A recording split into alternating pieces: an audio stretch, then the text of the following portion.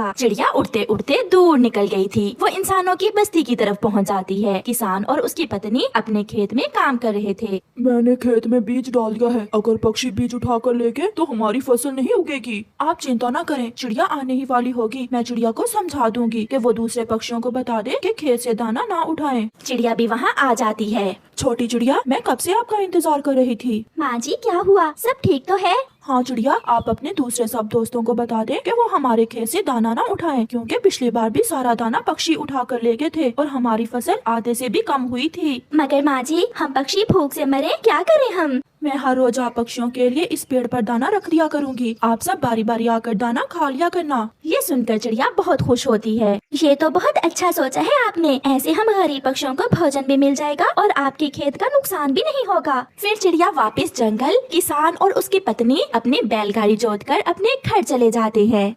दोस्तों, मैंने आप सबको इसलिए बुलाया है कि कोई भी पक्षी किसान के खेत से दाना नहीं खाएगा। तो क्या हम भूखे मर जाएंगे? नहीं मिट्ठू, किसान की पत्नी एक बर्तन में दाना डालकर पेड़ पर रख दिया करेगी। हम उस बर्तन से दाना खा लिया करेंगे। क्या दिया करेगी किसान की पत्नी हमें? गोरी, मुफ्त में जो मिलेगा वही चलेगा। किसान की पत्नी बता रही थी कि पिछली बार हम पक्षियों ने उसके खेत से सारा दाना उठाकर खा लिया था, इसलिए उनकी फसल उगी ही नहीं थी। ऐसे चिड़िया अपने सारे दोस्तों को बताती है। और क्या बता रही थी छोटी चिड़िया? ये भी बताया कि किसान की पत्नी हमारे लिए बर्तन में दाना डालकर पेड़ पर रख दिया करेगी। बहुत मुश्किल है, मेरी तो आदत है घूम फिर कर दाना खाना, छीन कर खाना, किसी को तंग करके खाना, मुझसे रहा नहीं जाएगा। कालू जी, मैं भी यही सोच रही हूँ, चलो कल जाकर देखेंगे। फिर दूसरे दिन सब पक्षी इंसानों की बस्ती की तरफ जाते हैं। पेड़ पर एक बर्तन में किसान की पत्नी ने दाना रखा हुआ था। चिड़िया दाना खाती है, कबूतर भी खा लेता है। मिठू तो पहले ही दाना खा चुका था। सूखे चने खाकर गोरी मेरा तो पेट ही नहीं भरा, मुझे भी जरा स्वाद नहीं आया। किसान की पत्नी बहुत खुश थी क्योंकि सभी पक्षी पेड़ पर रखा हुआ उसका दाना खाकर चले गए थे। मैं ना कहती थी ये पक्षी बहुत अच्छे हैं, हमारी बात मान लेंगे और इस बार हमारी सारी फसल उगेगी। किसान और उसकी पत्नी फिर से काम में लग जाते हैं। कालू जी, मैं तो सोच रही हूँ किसान ने खेत में न जाने क्या बोया होगा, कोई सूरजमुखी के बीज या फिर आलू, सरसों के दाने या फिर कोई स्वादिष्ट बीज। मेरा तो दिल कर रहा है मैं कल किसान के खेत से ही दाना खाऊं। मेरा भी दिल ऐसे ही कर रहा है। दूसरे दिन चिड़िया गोरी कौवी और कालू कौवे को बुलाने आती है। गोरी बहन चले, किसान की पत्नी ने दाना रख दिया होगा। नहीं चिड़िया, आज हमें भूख नहीं है, आज हम नहीं जाएंगे। जैसे आपकी इच्छा। चिड़िया चली जाती है।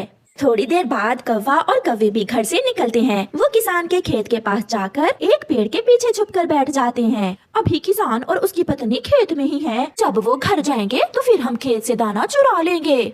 कबूतर भैया, कुछ दाने मिट्ठू के लिए भी ले लेना, आज मिट्ठू साथ नहीं आया। कौवा और कौवी भी नहीं आए, वो कहाँ है आज? मैं गई थी उन्हें बुलाने, मगर गोरी ने कहा कि आज उन्हें भूख नहीं है। चिड़िया और कबूतर दाना खाते हैं और वहाँ से चले जाते हैं। किसान की पत्नी और किसान भी घर चले जाते हैं। कौवा और कौवी किसान के खेत में आकर बैठ जाते हैं। सूरजमुखी के बीज, ये तो मुझे बहुत पसंद हैं। अब पता चला किसान ने तो खेत में सूरजमुखी के बीज बखेरे हुए हैं। वो जी भर के सूरजमुखी के बीज खाते हैं। वो तो किसान का आधा खेत खाली कर देते हैं और वहाँ से चले जाते हैं। पति जी, कुछ तो है, पक्षी भी दाना नहीं खाते, तो फिर हमारे खेत में बोए हुए बीज कम क्यों हैं? कहाँ जा सकते हैं बीज? कहीं ऐसा तो नहीं कि पक्षी ही बीज खा गए हों? चिड़िया, मिट्ठू और कबूतर भी आ जाते हैं। चिड़िया, सच सच बताओ, आप में से कोई हमारे खेत में से भी बीज खा रहा है? नहीं नहीं माँ जी, हमने आपसे वादा किया था कि हम खेत से बीज नहीं खाएंगे। मगर चिड़िया, कुछ तो है, हमारे खेत में बीज आधे से भी कम है। चिड़िया, ये जरूर उन दुष्ट कौवों का काम है। किसान जी, आपके पास कोई जाल है क्या? हाँ, मेरे पास जाल तो है। आप वो जाल खेत में लगाएं, हम भी देखें कि कौन पक्षी है जो वादा पूरा नहीं कर रहा। फिर किसान खेत में जाल बिछा देता है और वो सब छुप जाते हैं। किसान और उसकी पत्नी झाड़ियों के पीछे और पक्षी एक पेड़ के पीछे। थोड़ी देर बाद गोरी कौवी और कालू कौवा अपने ढेर सारे दोस्तों के साथ खेत में आते हैं और किसान के खेत से दाना खाना शुरू करते हैं। दोस्तों, देखा, हमने सच कहा था कि सूरजमुखी के बीज बहुत स्वादिष्ट हैं। इतने में किसान जाल की रस्सी खींच लेता है। और मेरा डंडा भी बहुत स्वादिष्ट है। ना किसान जी, मुझे ना मारना, मुझे तो ये कालू लेकर आया है खेत में, मैं तो पेड़ से दाना खा रही थी। और हमें भी ये कालू ही लेकर आया है।